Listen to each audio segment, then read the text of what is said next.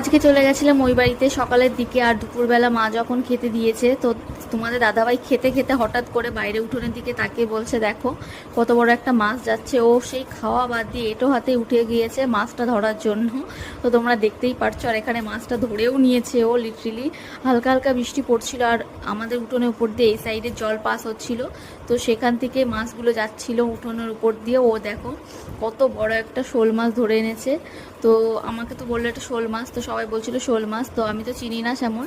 তো তোমরা অবশ্যই কমেন্টে বলো যে এটা আসলে কি মাছ। তো এই যে দেখো অনেকটা বড় ছিল মাছটা, আর বাড়ির উঠোনের উপর থেকে ও তো খুবই খুশি, মানে সবাই হাসছিল যে বাড়ির উঠোনের উপরের থেকে এইভাবে মাছ ধরেছে। তো এই যে সেটাই দেখাচ্ছিল সবাইকে।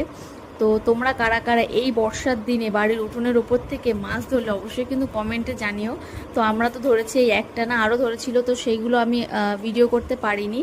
তো তখন আমি খাচ্ছিলাম সেই জন্য। আর তোমাদের দাদাভাই মানে ভীষণই খুশি হয়েছে মাছটা